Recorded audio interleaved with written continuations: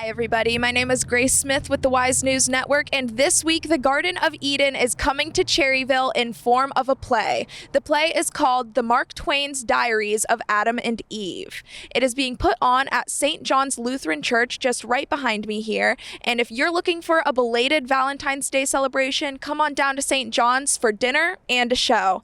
In a second, we'll hear from Jeremy, the director of the play, and he's going to tell us a little bit about his inspiration, what has gone into the production, and what he hopes the audience will achieve and gain from watching this play.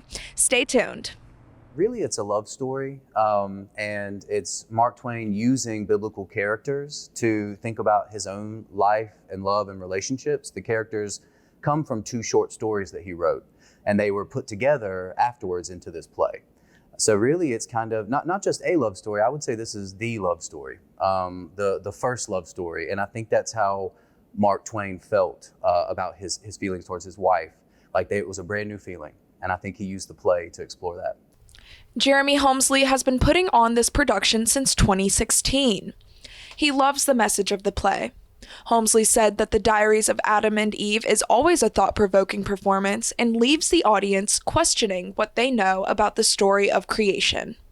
Well, Adam is, not to be too offensive to a fictional character, but he's kind of simple, he's kind of naive, and he is almost the stereotype. Eve, on the other hand, she is a complicated version of Eve. She has motivations for wanting to eat the fruit of knowledge. She believes introducing death will right some of the wrongs of creation. She discovers fire for the first time and teaches Adam about it.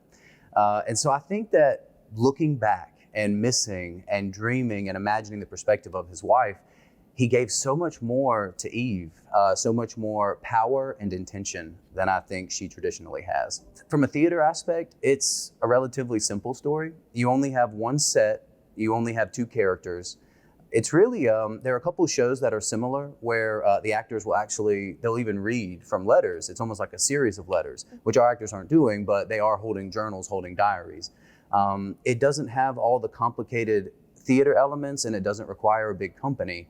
And then beyond that, it is very appealing to small town community audiences. It's a very traditional but funny love story. And the first time I ever did it, I was just amazed. After the show, I was bombarded with people who had to hug me, and not who you would expect. It was little old men with tears in their eyes who had been so moved by the show. And I've done a lot of theater, and that is rare. Adam and Eve, Mark Twain, these may not be the most exciting phrases and sound bites that we have, but I can tell you that this is an incredible show. People, they laugh, you might possibly cry. You are gonna leave with the feeling that you learned something incredible, and you'll never look at Adam and Eve the same way again, which I've been writing for a while. I feel a little daunted by it. I think it's an amazing idea. I feel inspired by it as well. I love taking traditional characters that maybe are viewed as archetypes through a single lens, and digging in and showing us their journal, their point of view, how the world really looked to them. Sometimes we are satisfied with two-dimensional images of these characters, but that's not good enough for me. So I want them to rethink a Bible story that maybe they took for granted. I want them to put themselves in that story and to imagine, what would I do? And I want them to really face down the implications of do we want the knowledge of good and evil? I want them to make that decision for themselves and rebelliously take a bite of that apple.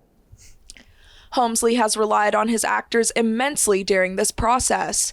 Prior Justice plays Adam and Olivia Stegall plays Eve. The players are both college students, and they have had a lot of theater experience. And these are actors that I've worked with many times. We worked with them on a show called Horn in the West in Boone, North Carolina last summer. Prior, I've worked with in Horn in the West as well as a show called Liberty Mountain. And ironically enough, he always plays my son, and I'm always his father. So even when I see him, sometimes he'll joke and just say, "Hey, Dad." And I say, "Hey, son," because we played father and son so many times. They are incredible actors. They're both students. Prior goes to Appalachian State. Olivia goes to East Carolina. And they are just incredible actors. They're going to do a phenomenal job. We're doing something interesting as well now that everyone's doing more remote work and Zoom meetings and things are a little more virtual. We have done all of our rehearsals virtually. Wow. So we work over Zoom and we meet. We'll have a read-through rehearsal and then they'll get up on their feet. Sometimes they'll even go to a studio so they can move around. So this week will be the first time we actually run through it together in the same place.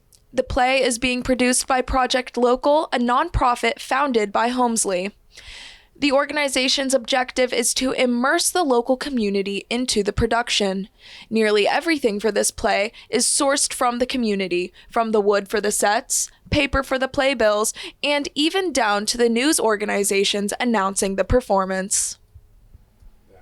The company that's producing it, my nonprofit, is called Project Local. And one of our philosophies is we try to exhaust every local resource before we reach externally, before we go to Amazon or Walmart or anything like that. We try to find someone close by, locally, who's already making it. We work with a local printer who's just a mile from here.